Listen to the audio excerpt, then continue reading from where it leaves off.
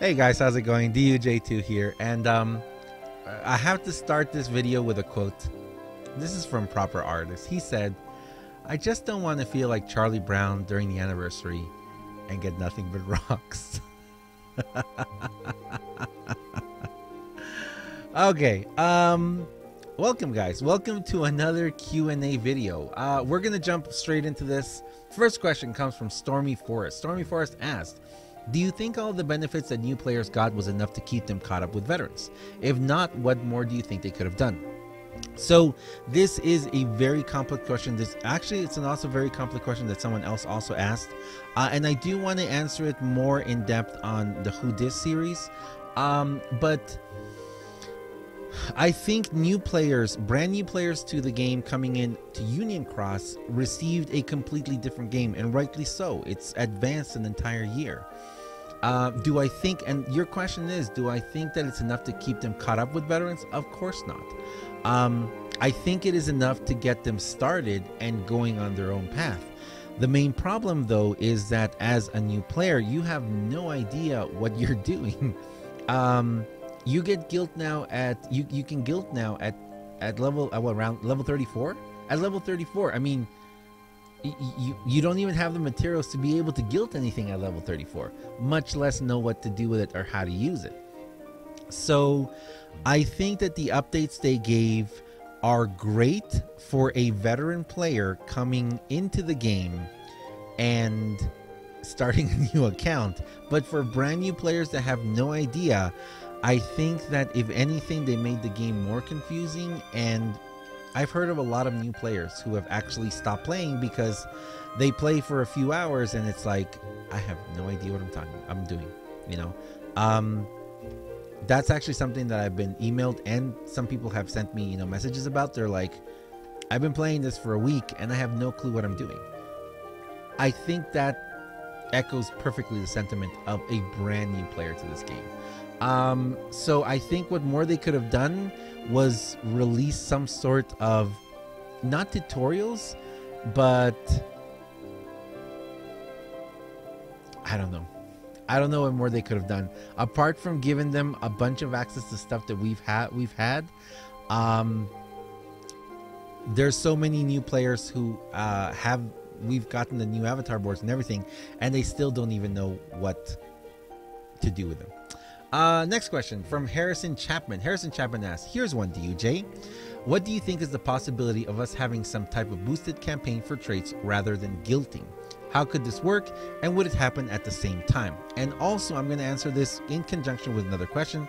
This question is from Jacob Dragneel, who asked, do you think we are going to get a Fantasia Mickey C? If so, when?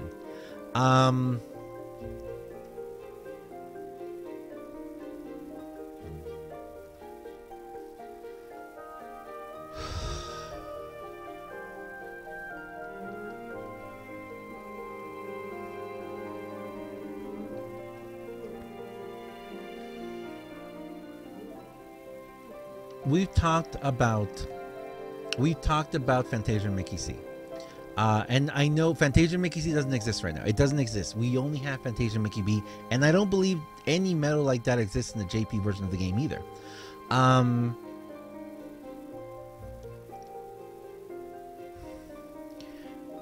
The Fantasia Mickey C medal, as we've talked about it, because we actually did talk about it as soon as traits came out. We said, wouldn't it be amazing if there was a Fantasia Mickey C? And we came up with a lot of very funny names for it too. But it would be awesome if there was a medal like Fantasia Mickey B, but instead of re-rolling your guilt, it would only re-roll your trait. So who knows how it would look and what it would do, but it would be a medal that would be designed specifically for re-rolling trait. Now, why would you need this, or why would you want it? It would be so you can have a better chance of getting the traits that you want.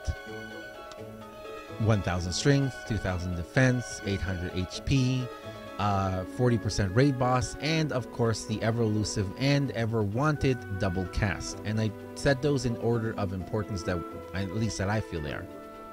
Everyone wants double cast. That raid boss 40% is very good though. I'm not gonna I'm not going to gloss over it. It's a really good medal. So if we had an event like a boosted guilty campaign, but a boosted trait event, it would be interesting because you would have to do it by days, kind of like you would have a certain day where you had a better chance of getting a certain trait or a certain set of traits, you know, like they could clump them 2 or 3 traits at a time and be like, today you have a much higher chance of getting 1,000 strength and, you know, 2,000 defense and double cast. You know, of course that would be the one everyone would wait for. So they probably would want to spread them out, you know, and mix them up. But apart from that, I don't think that they would actually do a boosted trait campaign, unless they were to just outright say, today you have a better chance of getting double cast, like just like that. And that would be great too. I really think that it would be wonderful because, and this is another question for another time, the trait system is incredibly difficult to navigate. I'm trying to say it with my words. I'm trying to use my words here, not my emotions. The trait system is very difficult. I'm going to talk about that in the future too, and how I feel about it more specifically, because it really is discouraging when you don't get the traits that you need, especially if you are like me, who I was a competitive player in this game. I wanted to be really competitive. I don't have the traits that I need on certain medals. I can't hang with the people way up there. I can't be in the top 100 players anymore. Just can't. Weyly said, in JP, they allowed everyone to have 1 free pull for the tsum banner. Think we can get that? I hope so. I feel, and I'm saying right now, that I think we deserve it. I think we've earned it. I think that there is no reason why they shouldn't give it to us. And if they don't give it to us, come on, Square Enix, come on. Angela asks, for a new player, would you purchase medals or skills? Because my friend has some decent medals, not great, but no skills to put on them. Okay, so I would tell your friend, first and foremost, pull what you needed to. Like if you pulled like me during the illustrated Cage to Kyrie event, and you pulled the 5 times, you didn't really have that many left over, any jewels left over. After that, I used my jewels to very selectively get a couple of avatar boards here and there, the initial ones that gave you cost, and then I went ahead and got like 1 or 2 of the newer avatar boards that gave me really good skills. But don't forget, there are skills in Coliseum. Make sure to go get those skills first. Make sure to also remember that there are, right now, there are still old banners, old avatar boards that came back at a reduced cost. Take a look at those. Excuse me. There are some of them. There are some of them that are very good in there. But also, if you don't have the medals to really put them on, it may not be something you should do or you should spend money on. I would even say, if you don't have the skills, and you don't have the medals gilted either, just hold back too. Save your jewels. Save your jewels, because as a brand new player, you can get away with an initial 5 pulls maybe, and you can go very far. Just work on those medals, max them out. Slowly try and get, you're not going to have chips and dales either. And if you were able to gilt those medals, you may not even have the mirrors as well to work with them. That's something that I've come across on my Who Dis. I don't have chips and dales. I don't have mirrors. I can't take my medals anywhere. So even putting a skill in them isn't really going to do that much for me, when on my strongest medals, I don't even have them gilted. So I would say hold back and wait, because you're going to need the medals more than you're going to need the skills at first. You can have the skills, but if you don't have a decent medal to put it on, it's not going to be worth it. So what I'm waiting for is, I'm waiting for another event where we have the orbed medals. That's what I'm waiting for. Or hopefully we get a really decent event soon, a banner soon, where I could use up the little bit of jewels that I've saved up and hopefully get some good stuff. Delapy72 asks, ask the UJ2, what's the best way to use gems when leveling up your Keyblade past level 25? Not the way that I've done it. So the way that I've done it was, I finally, you guys saw it. I used my jewels on Divine Rose. And then I used my jewels on Moogle of Glory. My Divine Rose is at 32. My Moogle of Glory is 7. They are wonderful Keyblades. I've used them to do some amazing things. But the best way that I can possibly tell you is the way that Lightkeeper L told me. And I didn't take his advice. I'm sorry I didn't. But Lightkeeper L did tell me a long time ago. He said, save your gems for the different challenges in Proud Mode. As you progress in Proud Mode and as you get up higher in Proud Mode, the rewards get higher too. Being able to do Proud Mode at the very high levels and at the more advanced levels, like we've barely started touching those levels, but they are going to get much harder. It's very important to use that to be able to get the materials and to be able to get the Keyblades and advance the Keyblades that are going to be in Proud Mode. Those Keyblades, those rewards in Proud Mode are going to be massively more important, massively more than anything else we have. So that's what he recommended. I'm sorry that I did not take his advice. I should have waited. I'm enjoying my Divine Rose, and if you are looking to do a massive amount of damage, tackle a high score challenge, go to Coliseum and just focus on one thing there, yeah, that's a good way to do it. But I still think that when I start getting into Proud Mode even more, I think I'm going to regret. I think I'm going to regret having used a lot of my gems, because I'm going to be like, I need just a little bit more damage, and the only way I can do it is either pulling and getting the medals to gilt the medals that I need to do it, or if I had a couple of gems to use on this Keyblade, I wouldn't have to spend money. So I think that's the most important part of that. Mystic Man just asked the UJ2, when is it good to use the Fantasia Mickey B medal? The best, and I think we've answered this question before in the past, but the best time to use a Fantasia Mickey B medal is going to be when you are using it on a Fantasia Mickey B right here. It's going to be when you use, I haven't done my Broom Quest for today. Oh my, we gotta go do that. The best time to use them is when you are going to use them on a medal that is an exclusive or event medal. For example, let's see, where's a good, well, let's go back up to speed. This is my best ones to show that off. So let's say, for example, if I had no, Key Art 3 is not a good one, because Key Art 3 is pullable. Pullable medals, no. Exclusive medals, yes. SCGB. If I didn't have SCGB gilded, I love SCGB. It was a high score challenge event medal. It's very possible that I will return in the future in a high score reprint banner. Hopefully it'll return in a high score event, reprint event. But if it ever does come back, or whenever it does come back, it's not going to be around for a while. So that's a good medal to use a Fantasia Mickey B on. The World of Final Fantasy medals are one of those that are just about to go out of the... They're just about to go out of effectiveness. They are still wonderful medals. They are still great. But because of traits, there are new medals coming out now that make the World of Final Fantasy medals almost irrelevant. Almost.